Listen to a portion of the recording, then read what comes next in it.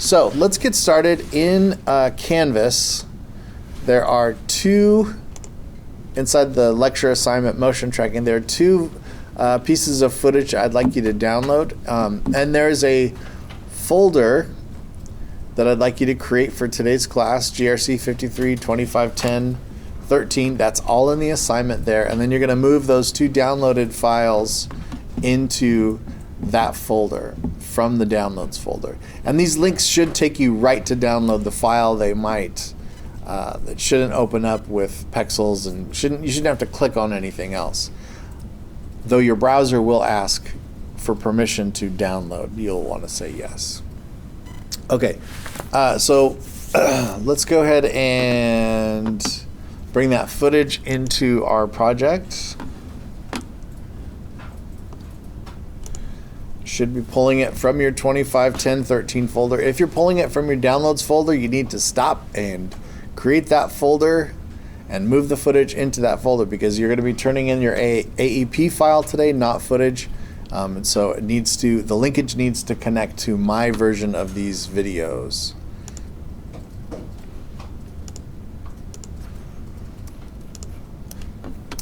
And then when you import, make sure create composition is unchecked. We're just importing it as footage.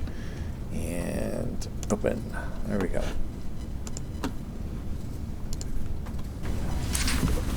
All right, so we're gonna progressively build up our knowledge here. So the first thing we're gonna do is we're gonna create a new composition.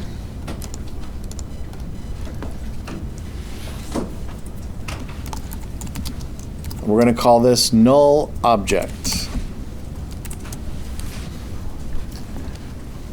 Who could tell me what the word null means? Nothing, yeah. Is it the same as zero? It is not. Zero is actually a number. Null means empty. Nothing is set. So when we're talking about null objects, there's truly nothing there. It is just a coordinate in space. So I guess it would actually, because there's coordinates, it actually does have something. Anyway, all examples break down at some point. All right, our preset is going to be 1920 by 1080, 29.97. And then our duration, let's do 5 seconds on that.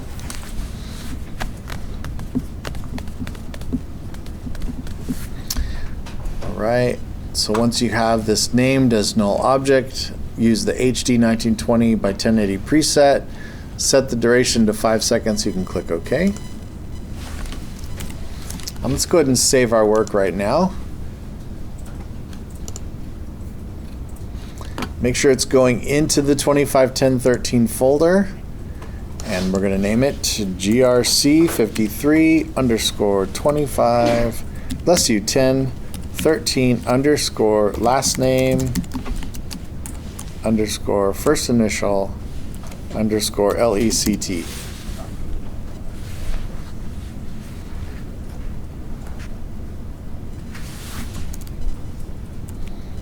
All right, just verify that it's in that 251013 folder, that the file name is correct, all lowercase, because you will be turning this file in, this AEP file, you will be turning it in, so make sure the naming is right. All right, save.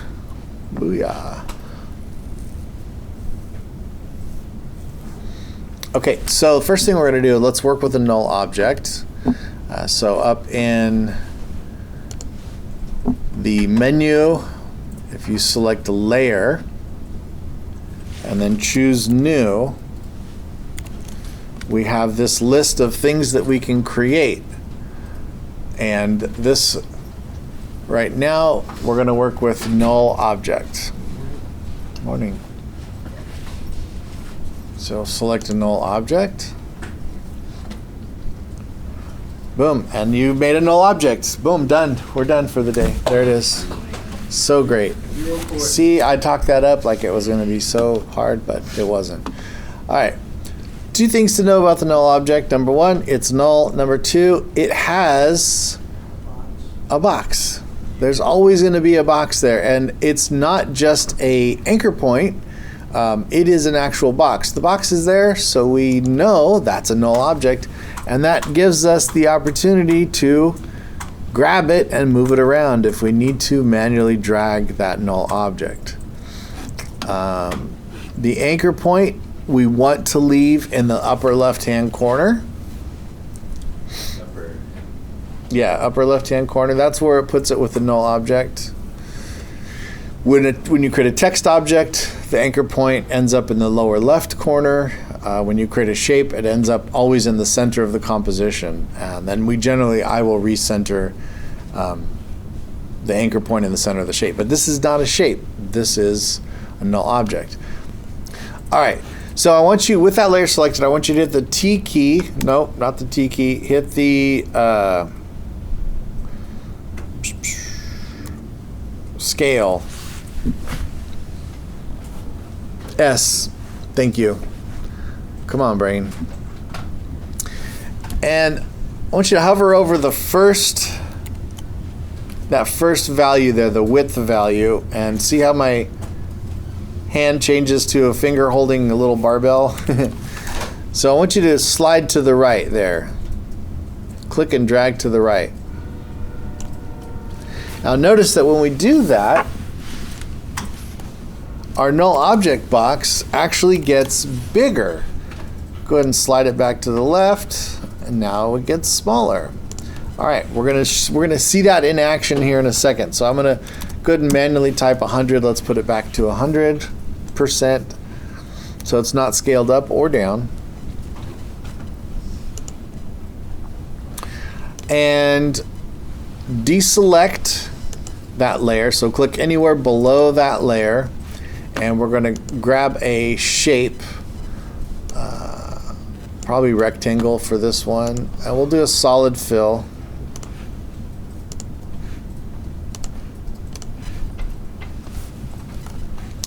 And over here in the right, in the middle, I would like you to create your rectangle.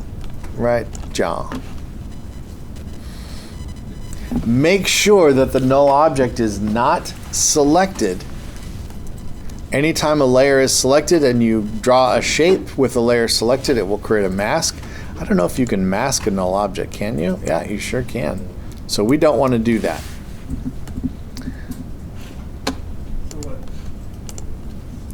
So make sure the null object is not selected in the layer stack, and then just use the rectangle tool to draw a rectangle in the right-hand side. Make sure it does have a fill color though, at least. Now remember, from several weeks back, we talked about the thing called a pick whip. Now because we have added the mode columns, which include the mode and the track mat dropdown, and then there's a track mat pick whip, we want to do the layer or the parent pick whip. That is the one that is underneath the parent and link column. So this one that has the little dots on it, we don't want that pick whip. We want this pick whip right here. And what we're going to do is we're going to click on that pick whip and drag to the null layer. Yeah, click and drag it to the null, to null one. So that connects that layer.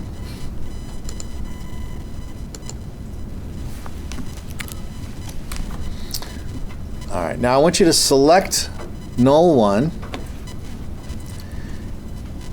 and make sure your selection tool is engaged. So you might need to hit the V key to bring up or to connect, to choose the selection tool, that one there. Question? Yeah, how do we know it's actually connected? We're going to do that right now. Good question though. How do we know if it's connected? Well, so you can know because it says it in the drop down right here. Parent and link, it says null one. All right, so click on that shape. Try not to click on a handle, and then just move that, sorry, not the shape, the null, move the null object around, and we can see that it is connected to, when I move the null object, my shape moves with it. Now let's try scaling the null object again and see what happens when we do that. our shape scales as well. If you hit rotation, hit the R key, you can rotate this around as well. Now the only thing that PickWhip will not inherit to a child object is the opacity.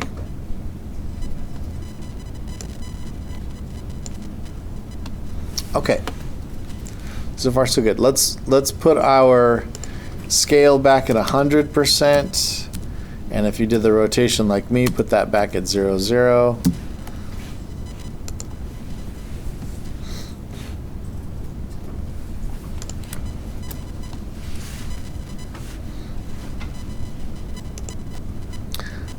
All right, make sure nothing is selected. And we're going to create a ellipse shape now. So again, make sure nothing is selected in the layer stack. And we're going to draw a circle right there. And let's give it a different fill color. Why not? And then go back to your selection tool and deselect everything.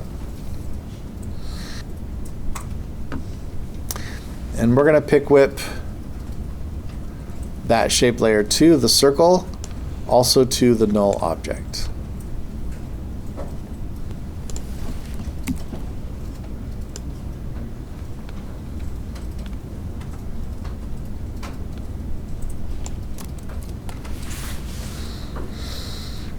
And if you rotate or scale, you should see that that now also includes that new shape that we just drew.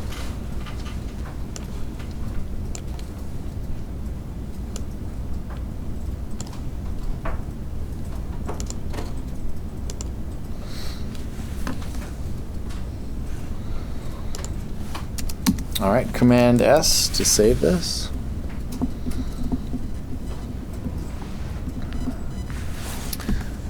All right, now with the null object selected, I want you to hit the P key so we can open up position. And I want you to manually type 0, 0 in the coordinates for the P position.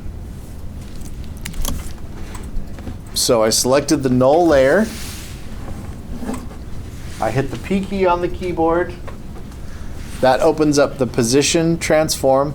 If you don't remember the shortcuts, you can always just twirl this whole thing down, twirl down the transforms, and there's position right there, 0, 0. The P key is just a shortcut. All right, we're going to click on our stopwatch for the position because we're going to do a timeline animation here with keyframes. And let's drag our playhead out to 2 seconds. And then just click that null and drag it down to the right. So we click the stopwatch first, right? Mm-hmm. Yes. To create a keyframe, at 0, 0, we click the stopwatch. And then we move our playhead forward.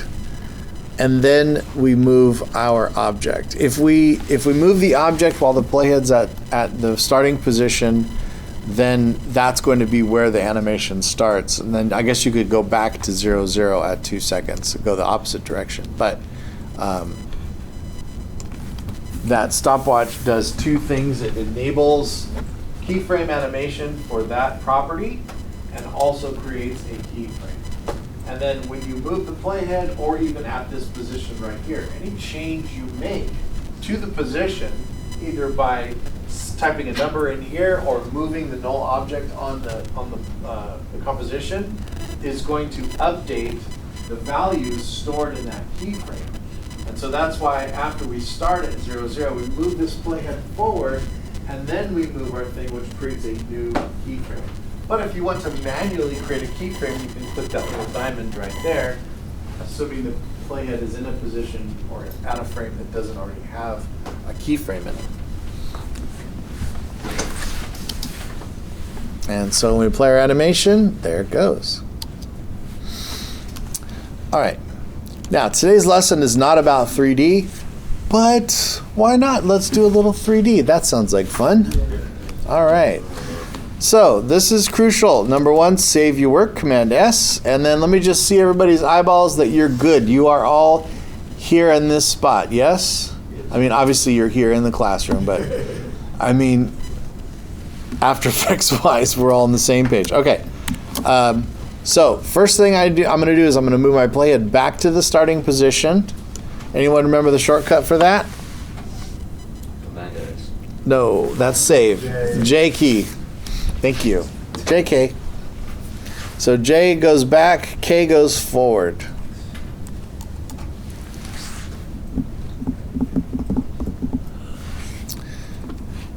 All right.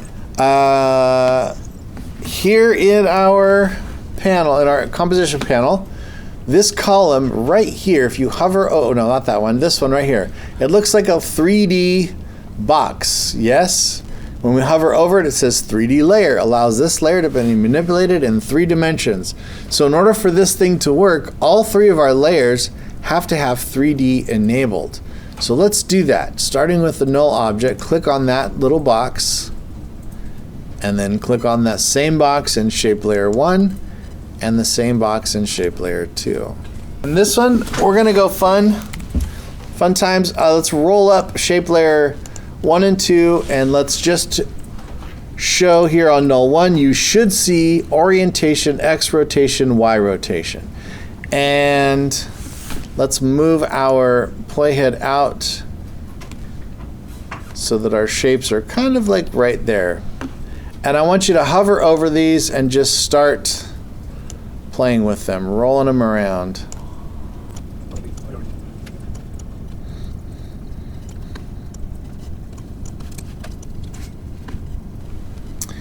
And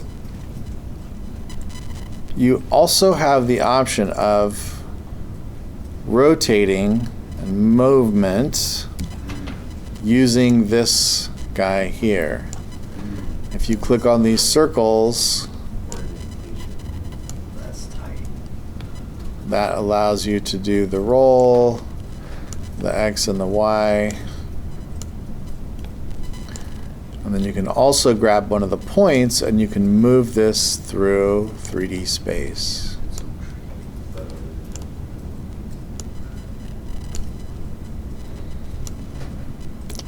If this is interesting to you, you should take my Blender class next semester. So how does that feel? If you've never done 3D before, it feels amazing. I know it does. It's kind of cool. So let's animate these now. Let's go ahead and move our playhead back to the first position, or the beginning of our timeline. If you rotated any of the position coordinates, you now have a keyframe at that location. So let's go back to the beginning and let's do some more spinnies.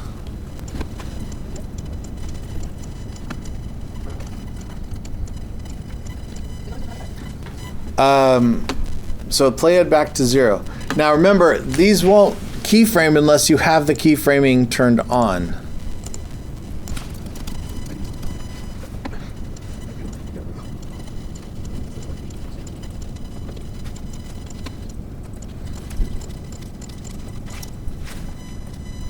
Yeah, there's no necessarily supposed to in this situation. We're playing with this with the 3D transforms so we can learn how it works. And if you want to go past 2 seconds, put your playhead past 2 seconds, and let's start moving some stuff around.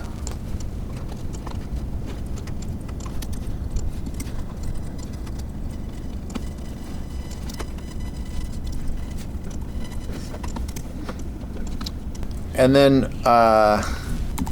put your playhead at the very end of your timeline, and then reset everything to 0. At the very end, yes. Even the position, set everything to 0, and that should put your shapes back to to where they started. So when this thing loops,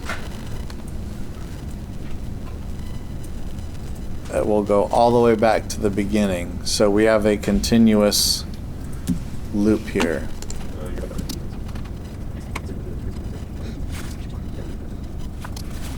All right, let's save this.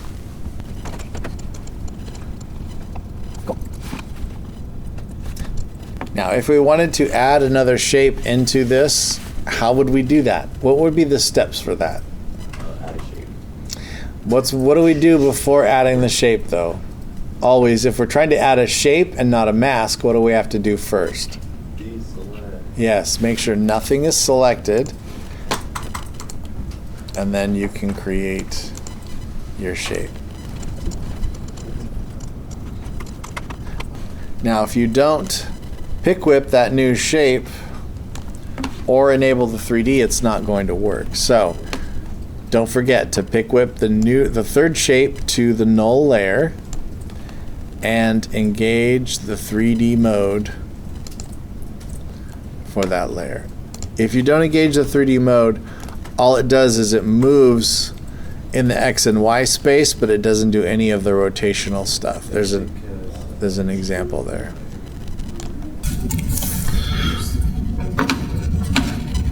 So, whenever you see this number right here, let me get everybody's attention. Whenever you see an X there in a rotation coordinates fashion, and it's not just rotation, there are other property values that do this. So how many whole degrees are there in one full rotation? If I turn all the way around, how many degrees did I turn around? 360. 360, right? So if I want to turn around twice, 360 times 2 is what? 720, right? So imagine I want to do 14 rotations. How many degrees is that? This is going to be a gigantic number. So they have this multiplier here. So when I type 1 there, that's 360 degrees. And whatever degrees I add. So if I want to rotate 365 degrees, I would enter a 1 here and then 5 degrees there. It adds that together. That's how that works. So when you set this to a very large number, your rotation that's 4, whatever that number is, number of full rotations. So that's how these two coordinates work right there. The orientation does not do that, does not have a multiplier for it. Because I guess they assume rotation is going to be the one that's really going to do the bulk of that work if you want to do a lot of rotations. So if you have changed this number, this whole number at the beginning, when I'm demoing, I generally don't change those unless I'm working on a project where I absolutely need to have multiple full rotations of an object. So you can always just select all of your keyframes and then hit the delete key, go back to the beginning of the timeline and just do all these. Or if you don't want to delete the keyframes, you can just click the stopwatch and that will erase all of the keyframes and then click the stopwatches again, which will get you a clean slate. And then you can start doing your rotations and whatever else you want. So if you want to wipe it out and start over. Just take a look at this book.